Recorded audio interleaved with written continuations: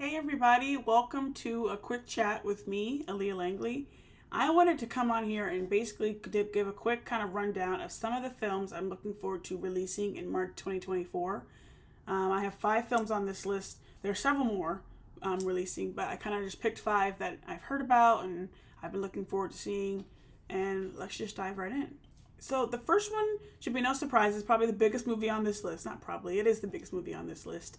Is Dune Part 2, written and directed by Denis Villeneuve. It is Dune Part 1. It's a continuation of Dune Part 1. Dune Part 1, it came out in 2021. I liked the movie a lot when I saw it in 2021. I remember I saw it in IMAX and I was like, I had no idea what Dune was. Never read the books or anything like that, but I was like, wow, this is like such an awesome movie. I'm not even really a sci-fi person at all. But I was like, I really enjoyed it. I hadn't seen it again, but I've gotten more excited for Dune Part 2. One, because of the press tour going on. I mean, we have Timothée Chalamet in it playing Paul Atreides. We have Zendaya, Florence Pugh, Austin Butler, Javier Bardem, Stellan Skarsgård, Dave Bautista, Rebecca Ferguson, Léa Seydoux. Anya Taylor-Joy was just announced to be in it. Like, there's so many people in it. I probably am missing some people, but it's like the cast list is stacked.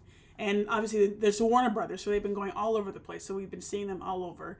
But I got really excited to see this movie because they had Dune Part 1 back in theaters. It was only supposed to be one day. They ended up doing this more after this one day. But it was like January, like I think the 25th or 26th, they were just having Dune Part 1 in cinemas, in IMAX, like everybody at 7 p.m. And they were going to be playing like a preview of Dune Part 2. So I remember I went to go see it. It was my first time seeing it again since 2021, so I hadn't seen it in so long. And I planned on watching it again anyways, just to prepare for Dune Part 2. That was coming out in another month, but I was going to watch it at home. But I was so happy to see it in IMAX again because I remember just, again, kind of sitting there having similar feelings of like, wow, this film is so awesome. And it's one of those that really needs to be seen on like the biggest screen.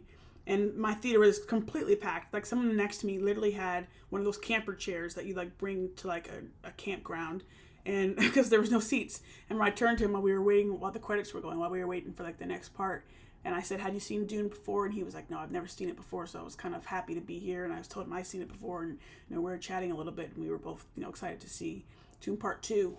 So yeah, I'm really excited to see it. I actually have tickets for Thursday. I just decided to get tickets for us Friday as well because I was kind of like, I'm probably going to want to see it again immediately. I might as well just get a ticket for Friday. Been hearing so many great things about, some people have been kind of comparing, saying Dune Part 2 is kind of like Denis Villeneuve's like Empire Strikes Back, which is the second of the original Star Wars trilogy.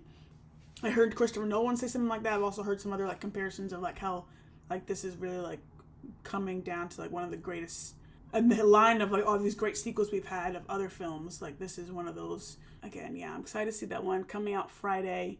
The second movie on my list is also coming out March 1st. I haven't looked necessarily to see if it's actually coming out like wide. I imagine it might just be maybe first LA, New York. It's an A24 film, so it's kind of smaller already inherently. It's called Problemista. It's written and directed and also starring Julio Torres and produced by as well.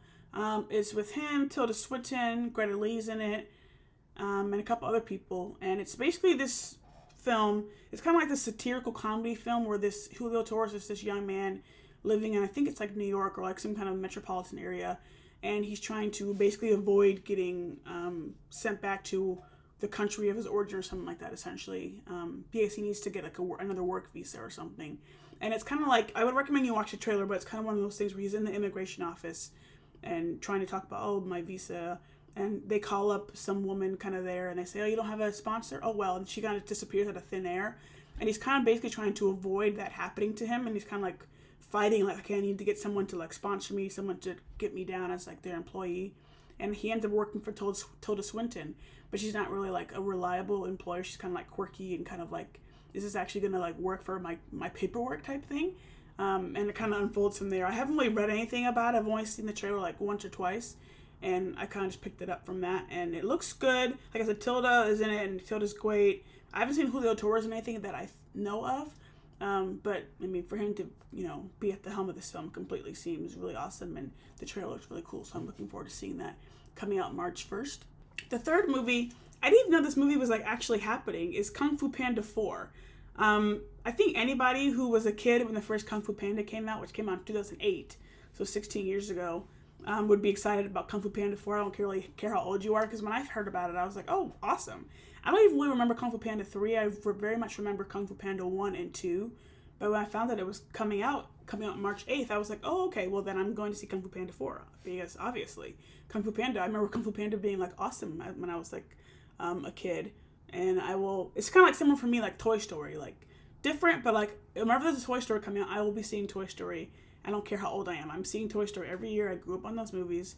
It's kind of similar for Kung Fu Panda for me.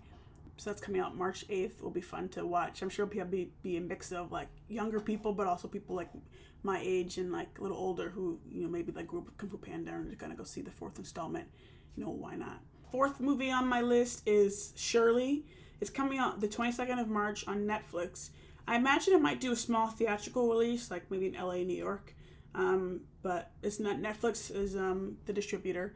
It's written and directed by John Ridley, and it's starring Regina King, the great Academy Award-winning Regina King. It is about the hero, the pioneer, the legend, Shirley Chisholm. Speaking of Shirley Chisholm, it's the last week of Black History Month, so go read something about Black history. I'm excited to see it. Like I said, Regina King is like fabulous. Everything I've seen her, and I've just been like, she's one of those great actors for me who I feel like, yeah, she got an Academy Award, but I feel like we should be talking about her a lot more. She's so great. John Ridley's great too. So I'm happy to see stories about people as important as Shirley Chisholm, like put in good hands like John Ridley and Regina King. And I'm looking forward to how, they're going to tell us about her story and do the whole thing. And I think it will be really, really nice. I haven't seen Regina King in anything for a while. I know she kind of took a break from acting to some degree. So I'm really excited to see her kind of tower this role. And there's been a couple of trailers out so far, and it looks she looks like she looks great in it, honestly. So I'm excited to see that. March 22nd, Netflix. And finally, the last movie on my list for March that I'm excited to see at this point is Godzilla. It's like X Kong, so I'm not sure if it's Times Kong or and Kong, but Godzilla and Kong, The New Empire. It's one of those movies where you just can turn your brain off and literally just go and enjoy the 2 hours and just like watch it and like come out of there like you don't have a deeper meaning to it. It's just like a movie where it's like these giant things fighting each other. I remember I saw on Twitter before a couple weeks ago, someone was talking about this movie, like why do movies like this keep getting made or something like that, and someone said, yeah, well, of course I want to go see a movie of a giant ape grabbing like this huge rock and slamming it against this other predator. Like, yeah, why not? And I kind of like went back to that and I said like, yeah, I feel like this is a movie where I want to get the biggest bucket of popcorn, the biggest drink, and just, like I said, sit back, enjoy, turn my brain off, and just literally watch these two creatures run back and forth at each other and like whoever else they're fighting, like whatever. Like it just seems like one of those kind of like movies that you just go to, again, with no thought really.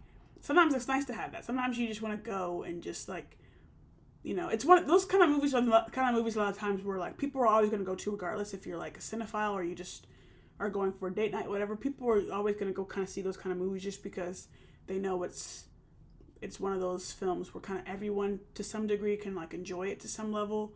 I'm not saying it's going to be some acclaimed crazy thing. If anything, it might get a VFX nod at some point, but it's not going to be one of those where we're going to be talking about it like in a year from now about at the Oscars or something like that. But it's just one of those, you go, you have fun, you eat your popcorn, get your snacks, and that's what I plan on doing when it comes out March 29th. So I will be seeing the Godzilla Times Kong or and Kong again. I don't know which one it is really, but yeah. So those are my 5 movies that I'm looking forward to in March. There's a lot more, honestly, but I just kind of picked those 5 of the ones kind of most on my list right now. I'm going to link Movie Insider I went on because it has like the list of all the movies coming out, and it has, what day they're coming out, things like that. And that's kind of where I pulled some of them. I didn't know like, the exact release date. I recommend you can look there if you have anything you're interested in. But also recommend stuff to me. Go in the comments. If there's something I didn't mention that coming out in March that you're looking forward to, let me know about it. I like going to the movies. I like watching movies. Let me know if it's something that's coming out that you are excited for or you heard about and kind of want my thoughts on it potentially. Put those below. Maybe I'll be able to check it out if it's in the cinemas or if it's, on streaming somewhere.